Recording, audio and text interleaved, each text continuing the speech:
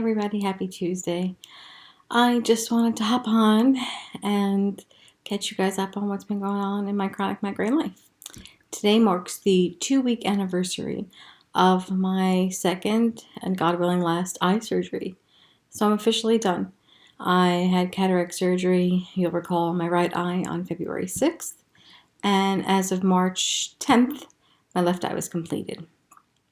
I just wanted to give you guys an update on what surgery was like the second time around, as well as my first post-op visit. I guess, everyone kept saying the time between surgeries, we talked last time, how I really had an emotional toll taken on me after that first surgery. All of the triggers of my earlier migraine, life coming back, and really feeling that I needed more love and support than I thought that I would and that I was receiving. And as I worked my way through processing what my new normal was, having one eye corrected and one eye still so terribly blind, and how I tried to really just deal with it and just get through it and just get to the next surgery. That was really my only goal was just have to get the other eye fixed. And so while it sucked knowing I had to go through it again, and while I was not looking forward to it, I was more desperate than ever to be done. And so after the first 2 weeks of my first eye surgery, my emotions started to finally feel in check. I started to finally feel like myself. I was starting to adjust and learn how to function with my line of vision. I was able to cook and do a little bit more things around the house. Reading and writing was still out, and so was driving, but I knew that would be the case. I went for a second follow-up. That went really well, and so that boosted my morale, and the time was passing. It was 4.5 weeks between surgeries, and by like the 2-3 week mark of the first surgery, I hit a sweet spot. I sort of found my footing emotionally and physically. But then, won't you know it, 3.5 weeks, 4 weeks mark, you start to count down again to the next surgery, to the next process, to prepare for it physically and emotionally. And I really didn't know how I was going to feel. Everyone kept saying, well, at least you know what to expect. And every time I heard that, I felt it with dread.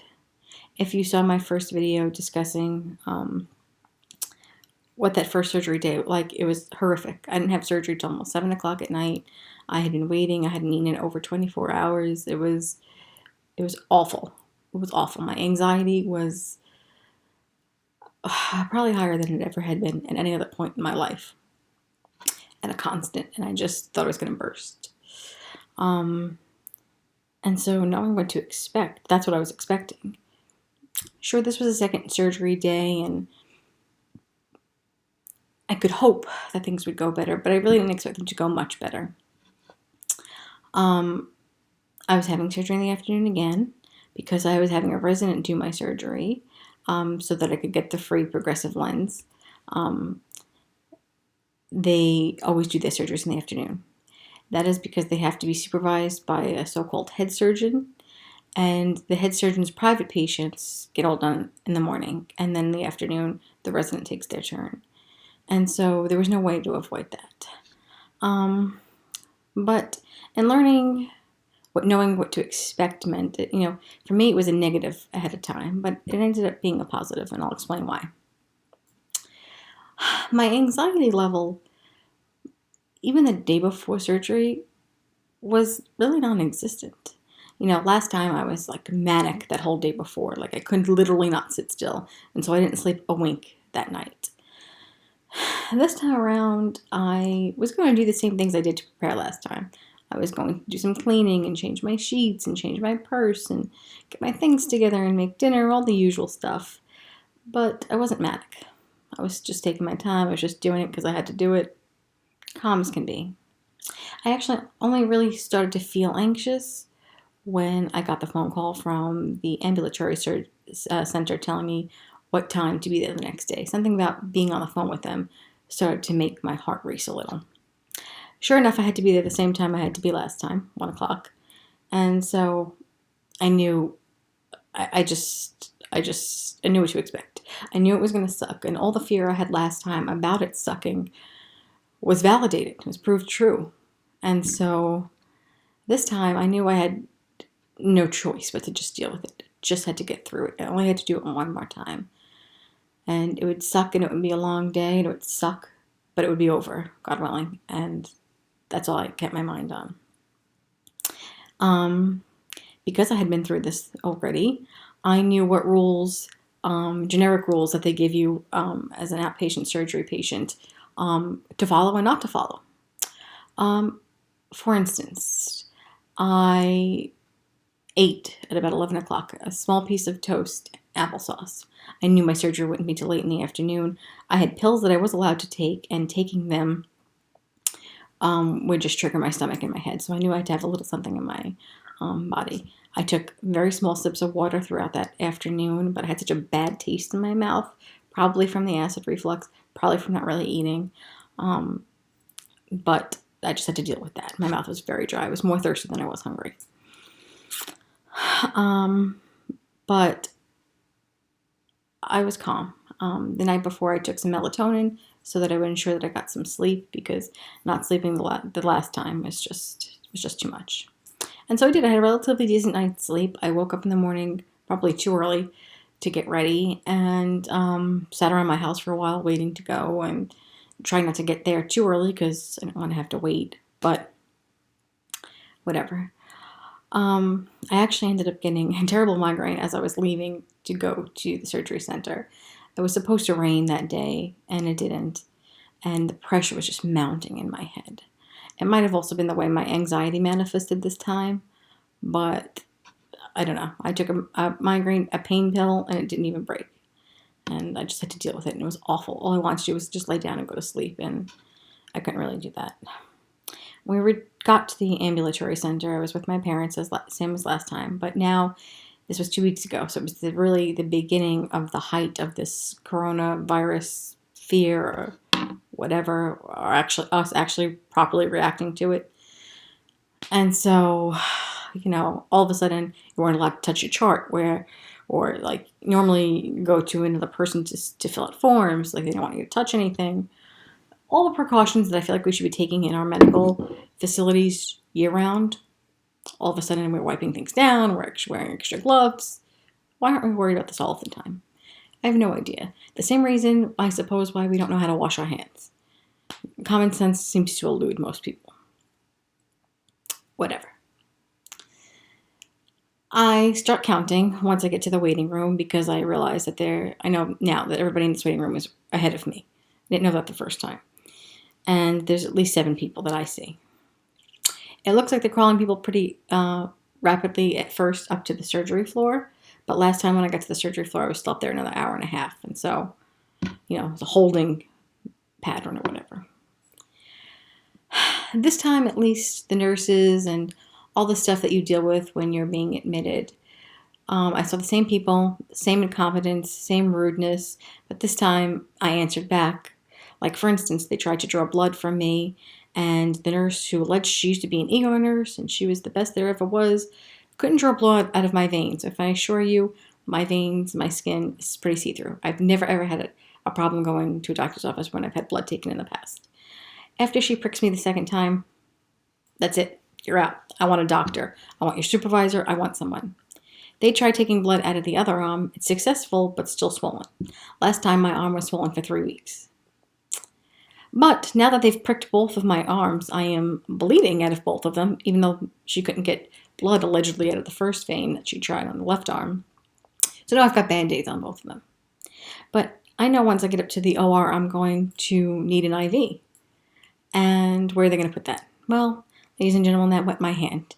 And it hurt like holy hell. And as soon as I got into recovery, I made them tear it out. They were hesitant at first. They wanted to wait in case I needed to be admitted more medication that way. I wanted it out. Hurts, was swollen and bruised. I looked like what had been done to me. It was a pincushion. So already I'm annoyed. But I'm speaking up. I'm acting more like myself. I refuse to be in a place of extra anxiety because the people around me are supposed to be authority figures. They're not. So all the BS that started me off last time, I let go of. I go in the waiting room, and by the time you talk to everybody and they start putting eye drops in to prepare you for surgery and to make your eye really crazy dilated, it's already about 3 o'clock. So I'm 2 hours in, and it seems to be going a little more smoothly, a little faster even. They called me about 3:30 to go up to the operating room, and I nearly wet myself. I was so excited. Finally, maybe this is a good sign. Maybe things are going to be different than last time. They call me up. Allegedly, there's nobody waiting. I'm the next person for surgery. There's nobody holding. Everybody's already gone for surgery. But because I had heard nurses talking and I had spoken to some people, I already knew that the surgery day was jam-packed, which apparently is a pattern for everybody everywhere. I don't know why we can't plan things, why we have to be hoarded like cattle. It's a disgrace to the whole medical system. But I digress. I get up there, I see my surgeon, the resident, and I really like her. And I hadn't seen her for a while. I had seen her initially the very next day after my last surgery. She took the bandage off and checked my eye. But when I went back for my follow-up 2 weeks later, she wasn't in the office that day. I saw a different resident, and I actually super liked him, and he was really calm and funny, and he's going to be an amazing, amazing doctor in his own practice. But so I was just catching her up on what the other doctor had said and asking some of my concerns and my questions for this time. She informs me then that the next morning I had a super, super early appointment to get the bandage off and check my eye, and she was now scheduled to do some emergency surgery, so she wouldn't be there. I was going to see the guy that I saw last time. I find that out after the fact that she arranged him to just take me because she knew we got along so well, and I really appreciated that. I asked when I can drive, so that's what has really been one of the most things I've missed the most.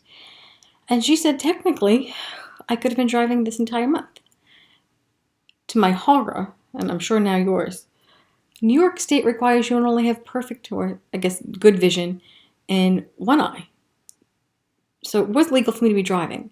I want you to know that I could barely text with my phone with reading glasses in the month that was interim, let alone drive. Not even a little bit surprised. Way to go, New York State. Anyway, so I know there's somebody in the operating room. She's like, okay, I gotta go. I'll see you in a few minutes. Okay, cool. It's a Tuesday now instead of Thursday, so there's different surgical staff. I see the anesthesiologist I had last time, who I super loved, and we chat for a few minutes, and he goes on. He's got to do some of the surgery.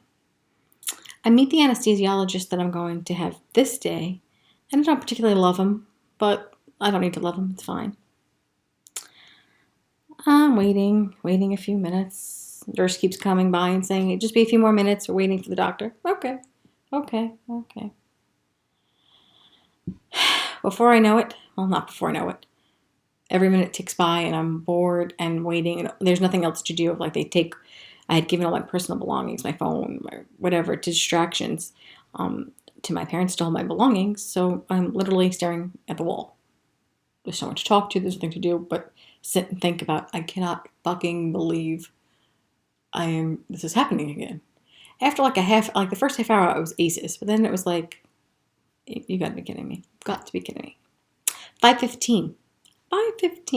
The anesthesiologist comes to put the thing in my hand, and the lead surgeon, not the resident who'll be performing my surgery, but the supervising surgeon comes out. And he's super nice, and he's a different guy than last time, and informs me that they were doing somebody's glaucoma surgery before me, and, it took longer than expected. Really? I just want to be done. I couldn't care less. They wheel me into the operating room. I have my most favorite surgical nurse ever from last time, and he remembers me, and we're catching up, and I'm so excited, right? I'm so excited to be done. I feel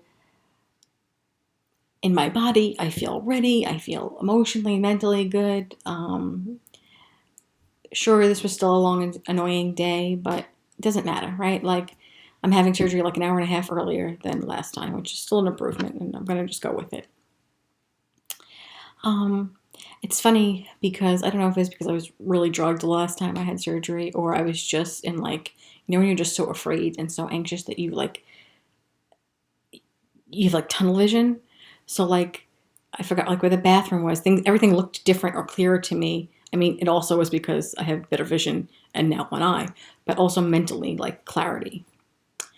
So I am ready for the drugs. I am ready to be relaxed. I am ready to get my eye fixed. Now, because I have a different anesthesiologist, I find out after that he's given me a different cocktail of drugs than I had the first time.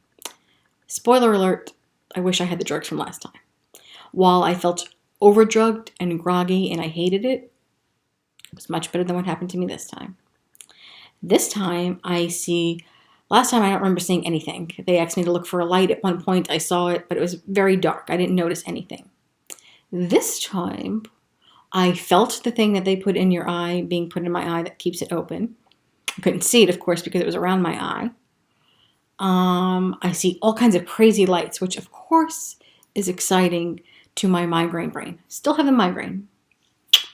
And that's fun. And then I begin to feel burning. I speak up right away. I tell the doctor, like, I feel this. I don't know what the fuck is going on, but I feel this. And I hear her tell the surgical nurse to give me more whatever. Allegedly he does. I have no idea. It doesn't stop. Now, time sort of flies in the surgery room once they start the operation. But the entire time I feel burning and discomfort. Once the surgery's over, you're positioned back up, right, because you're laying with your head all the way down. I guess for the pressure or whatever, so they could do the surgery.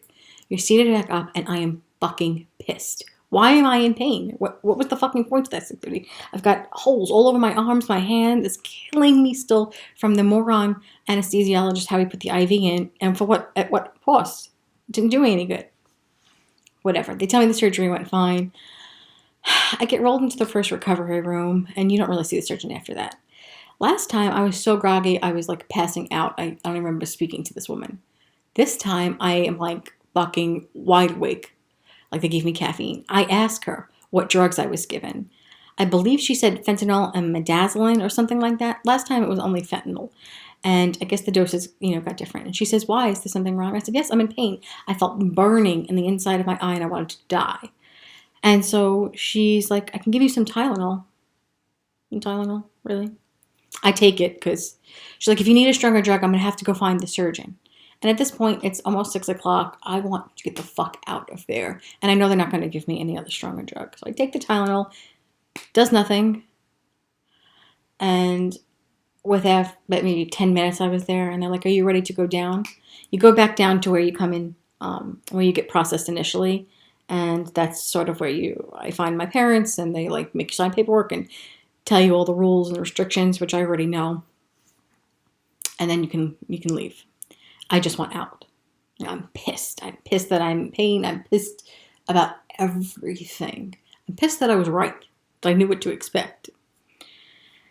Anywho, I go down. This time they've actually called my parents and informed them that my surgery was over, which is a miracle in itself. And I just want out. I don't want to hear any questions or their rules or anything. I want out. So eventually I leave. I come home. By the time I eat, it's probably about 7:30, 8 o'clock at night. I just want to eat and go to bed. Pretty much exactly what I did last time. Only last time I was like dropping dead. I hadn't slept the night before. I was on so much fentanyl, whatever. The next morning, I have to get up at like the crack of dawn, like 6 a.m. because I have to be at the Bronx at like 8 and it's rush hour and the traffic and the parking and the whole bit. I want this stupid patch off.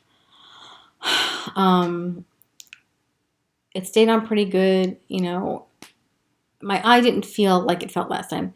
It never ended up feeling like it did last time. Last time, it was so gooey and like all the stuff coming out of the corner of your eye. And last time when I woke up that next morning, I couldn't even open my eye. Even though it was bandaged, I was trying so hard to struggle to open it and it terrified me.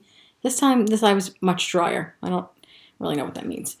It's just the way that it responds to surgery and the process of it. We get to the doctor's office. I find out I'm going to see the resident that I like that didn't operate on me, but took me fast. I was only there about a half hour. Fastest time I was ever at an eye doctor ever in my life.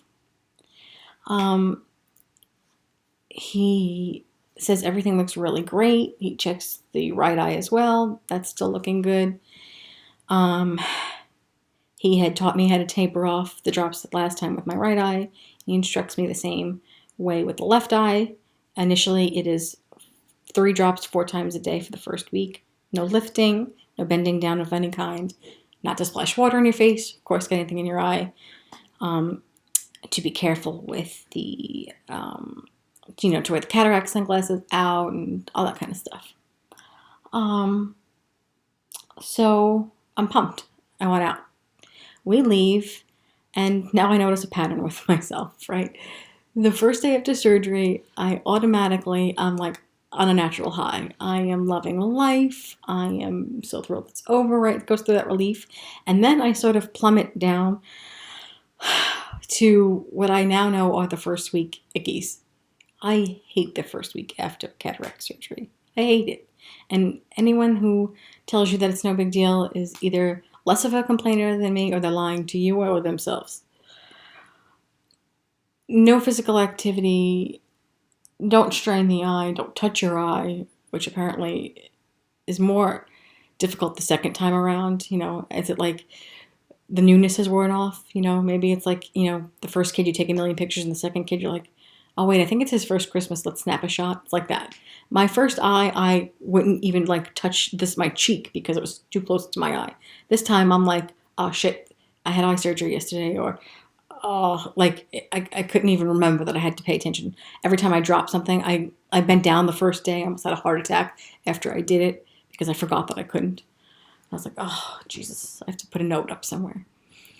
I was just less cautious. I tried to be very good about it, but it's annoying.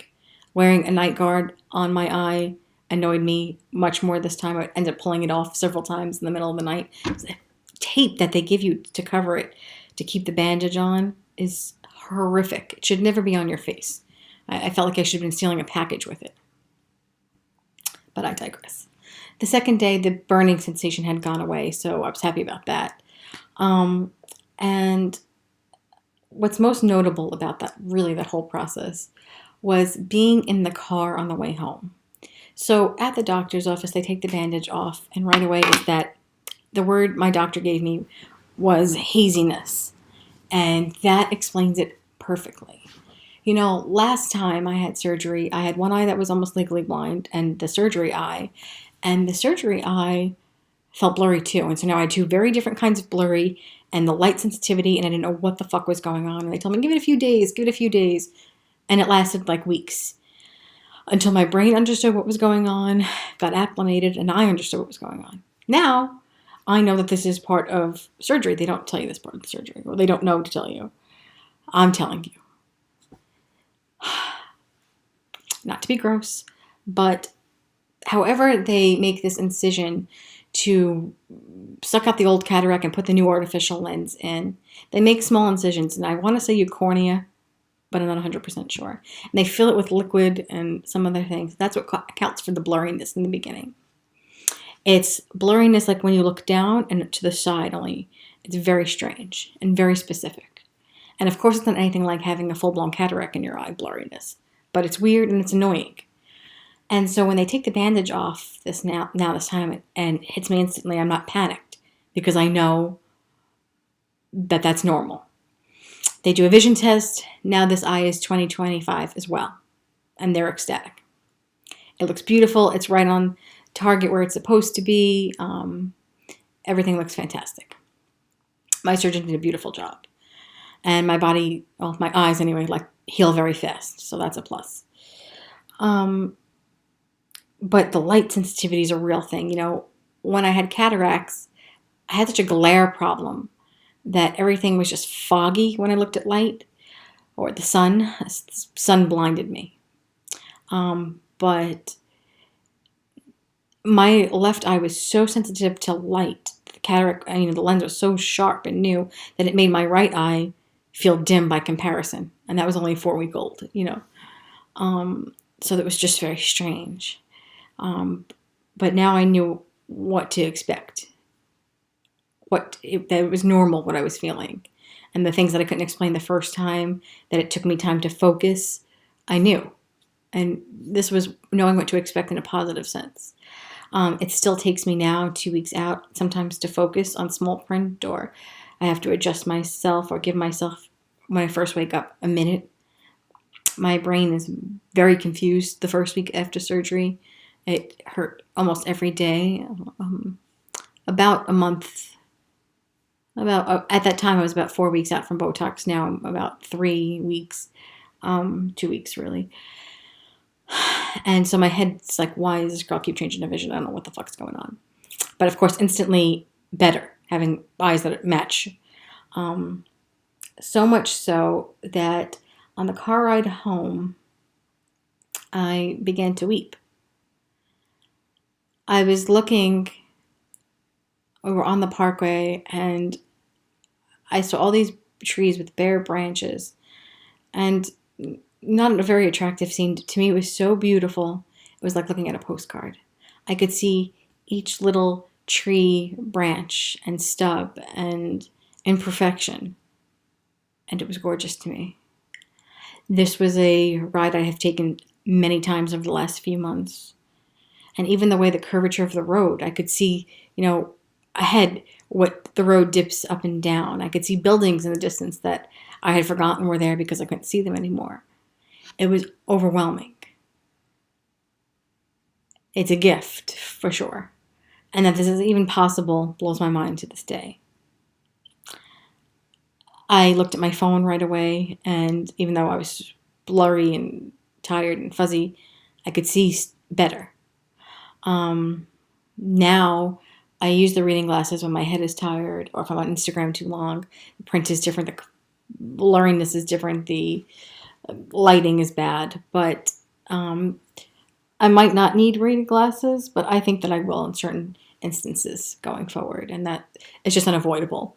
I knew that ahead of time, but without these progressive lenses, I would have needed glasses 24 hours a day. And it's just a weird thing with someone that normally had 20/20 vision prior to cataracts, that they fixed one problem and created another, because it's not perfect yet. Science isn't perfect yet. And the part of your eye that has the ability to focus and aid your vision is no longer a part of my body. But it was really something. And the blurriness is still there, but only a little bit. And I tried to keep my fingers out of my eye. And once the first week of surgery was over, I did the cha-cha. I could lift a heavy bag. I could bend down. I could cook. And it's been amazing. So you can know what to expect to some extent, but you really never know what's in store for you. I'm supposed to go back next week for a 3-week post-op. Because I was healing so well, they let me wait 3 weeks from my initial visit till my next checkup. How that will play in this world, I don't know. I hope the doctor's office is open, because while I don't feel like there's any kind of problem with it, I would very much like to be sure. I'm supposed to go for a 3-week checkup, and then 3 months, and then just a yearly visual checkup. And I'm really looking forward to putting this behind me. But my emotional state is much better this time. I had gotten what I needed out of my system. I had figured out why I was so upset. And for me, that's always a big part of being able to move past something. So this time around, I didn't cry. I had no nervous breakdowns. I felt like my mind, body, and soul were really in alignment, and that was important and necessary. And I'm so glad that I was able to get my surgery done before, so-called elective surgeries were stopped in New York State.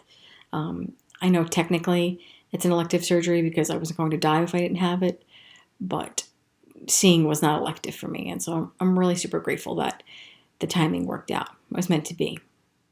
And so I just wanted to get on here and update you guys, say I'm back. And we'll talk soon. And I hope everybody is staying well, staying home, and staying mindful. Until next time, guys.